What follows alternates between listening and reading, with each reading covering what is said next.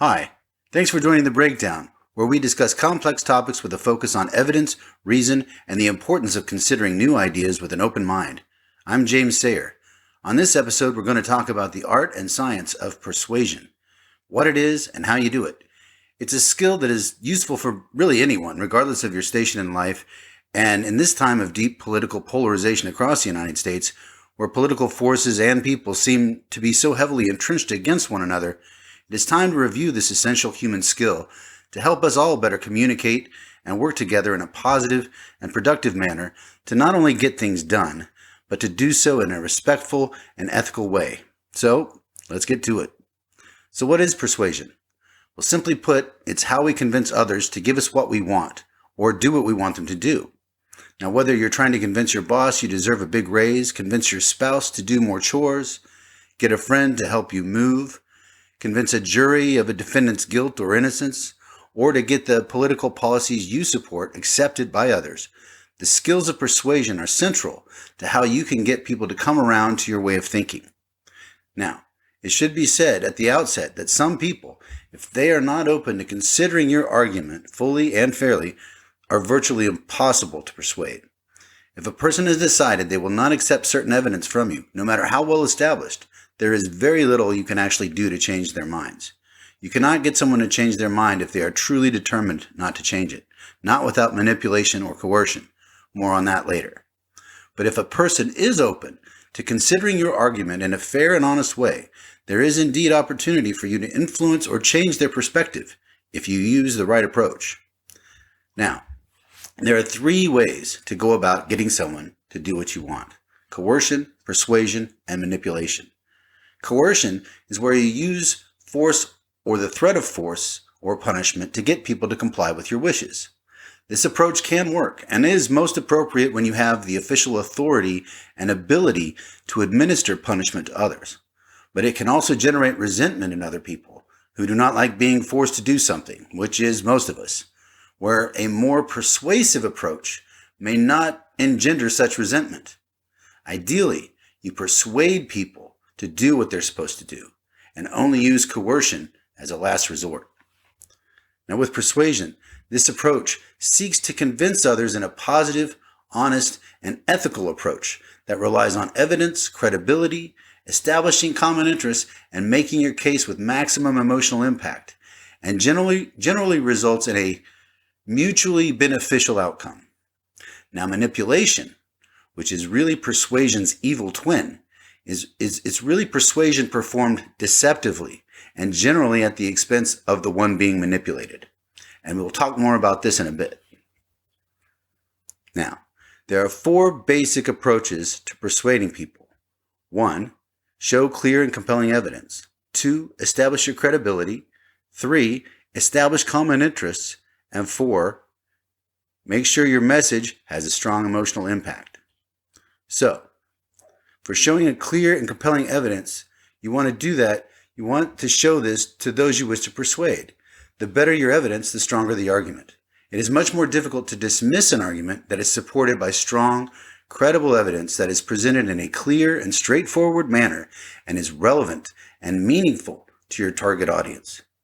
Credible evidence is verifiable and confirmed by numerous sources who have track records for overall integrity and reliability of their information and analysis. Knowing your audience and understanding their background, their concerns and fears is crucial to knowing how to best convey your evidence to them, both honestly and effectively. To present intentionally inaccurate or misleading information as credible evidence, however, is no longer persuasion, but becomes manipulation when you use deception. Now, establishing your credibility with your target audience. See, people are much more likely to take you and your points seriously and trust your arguments if you are seen as a credible source.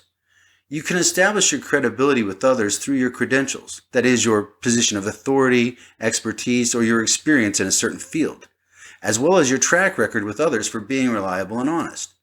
Persuasion relies on legitimate credibility, while inflating or misrepresenting your background or credentials is a form of unethical manipulation that will just blow up in your face when you are eventually found out. So, Be honest about how you represent yourself.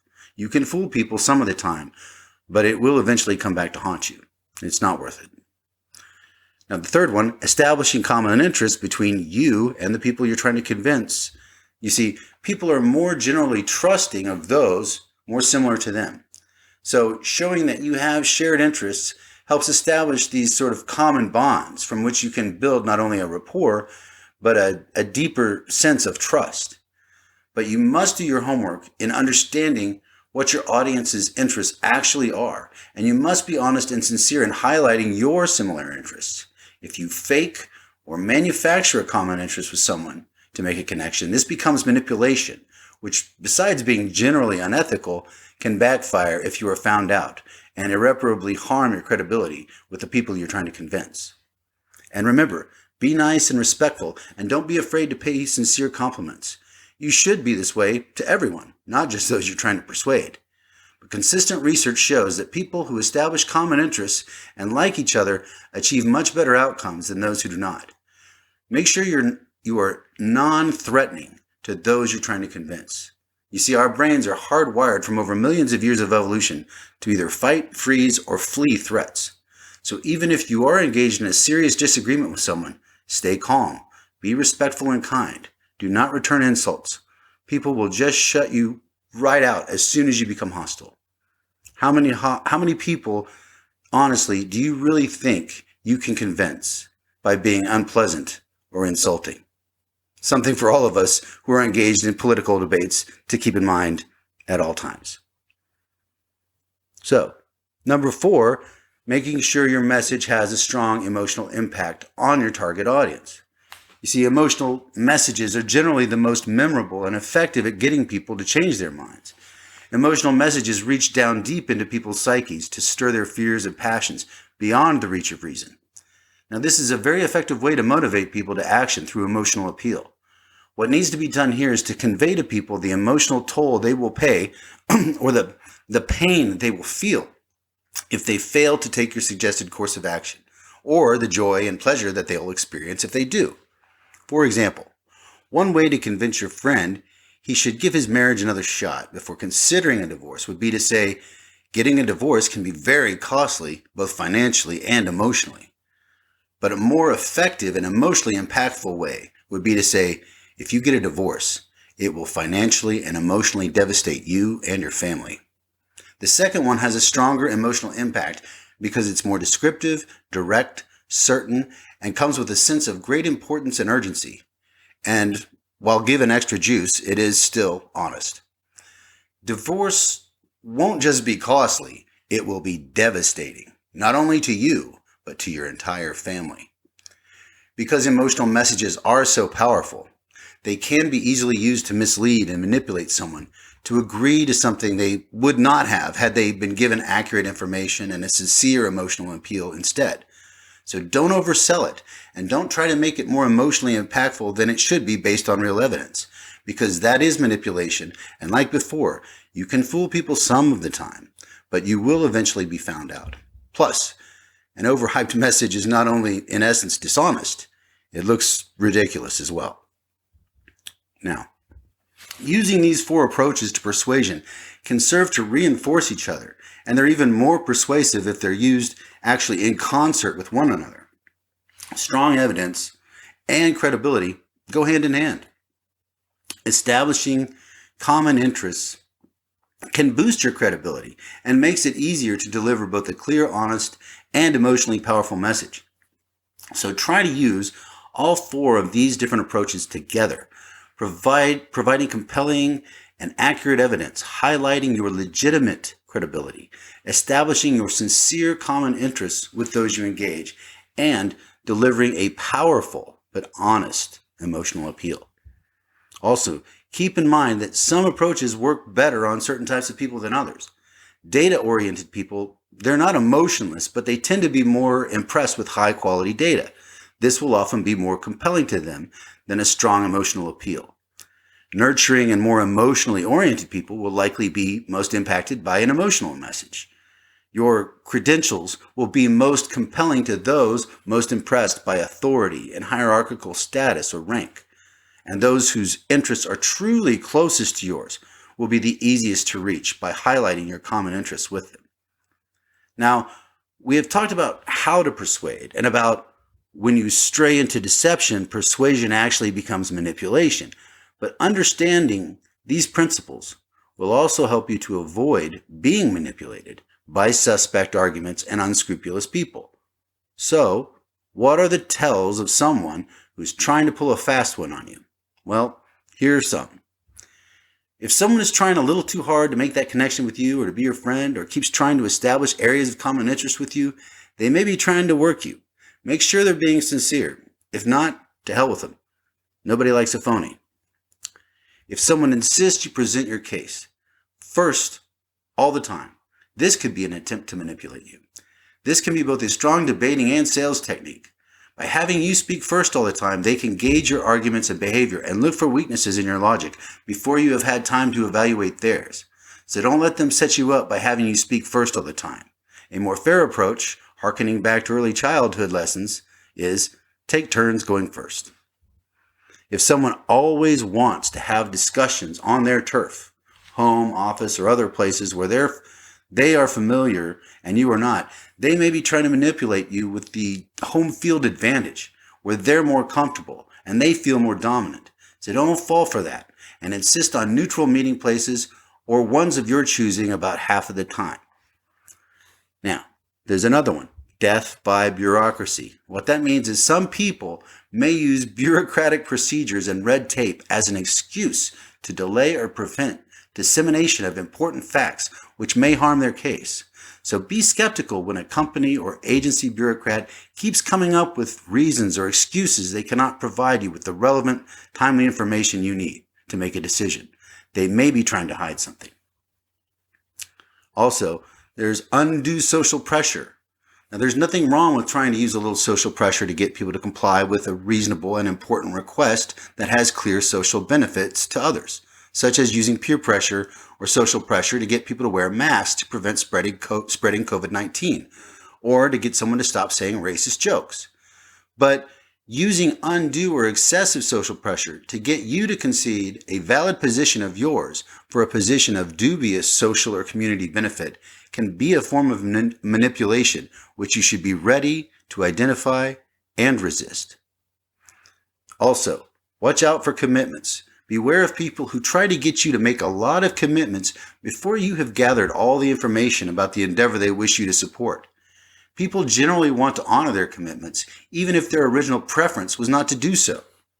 So if someone is trying to secure an early commitment from you on something right out of the gate, watch out. They may be setting you up to get an even bigger commitment later, which you will be more likely to make once you've made the first. The eternal victim, who always wants something from you, loves to use this one to their advantage. And definitely be careful about what you write or sign. Signed documents can be legally binding to a course of action you may not really want to take. And extensive research shows once you sign something, the likelihood of you keeping that agreement is much higher than if you simply agreed verbally. So be careful about the commitments you make and what you sign. Also, over-the-top emotional appeal. This includes someone raising their voice and using negative emotions. These people try to use emotion and intimidation to overcome reasonable concerns and objections. Watch out for that. Also, there's misuse of data. This involves either inaccurate or distorted data or attempts to overwhelm you and confuse you with data overload. You see this a lot with people who use a lot of big words and talk really loud and fast. And they're not necessarily afraid to throw inaccurate claims around quickly to overwhelm your brain's ability to detect their deceptive approach. So watch out for these hucksters. Negative, degrading humor or unfair criticism at your expense. Watch out for this. Some people just try to shut you up and get you to go along by making you feel bad. So don't let the you-know-whats get you down. There's also feigned ignorance. This can be a defensive, stalling, or concealment tactic by manipulators who may have something to hide or their own obligation they do not wish to honor. If they should know better, make sure they don't get away with playing dumb. Now watch out for guilt trips and the silent treatment. these are pretty self-explanatory. I don't think I need to explain these. Abusing the reciprocity principle. You see, people in general have a sense of fairness, and they usually feel obligated to reciprocate. If someone is always doing some kind of unsolicited favors for you, they likely want you to do something of similar value for them in return. Make sure you're not playing into a trap where they abuse your natural sense of fairness and reciprocity. There's also the misuse of the scarcity tactic. Now, the scarcity tactic is basically where something becomes more valuable when it's in limited supply. People generally want something more if it is in limited supply. And sometimes people and companies will deceive you about a limited supply of an item to boost your desire for and your willingness to pay a higher price for it. So watch out for bogus claims that some item is extremely limited. First, verify that they're telling the truth, because they may not be. Make sure that people's credentials are legitimate, and make sure that they have more backing them up than just simply their credentials. Sadly, there are well-credentialed people in the world that are dishonest and unscrupulous, so make sure that they have a strong data-supported argument to go along with their credentials. Now, we've dragged manipulation thoroughly through the mud on this episode, and for the most part, rightly so. But, like coercion, sometimes manipulation can not only be justified, but necessary. Think interrogating a murder suspect, spying in the interest of our national security, protecting against espionage, or catching a dishonest or unfaithful lover in a lie. Occasionally, some manipulation, deception, or undue influence is indeed called for. But this is really a rarity. The vast majority of the time, persuasion is the right way to try and convince someone.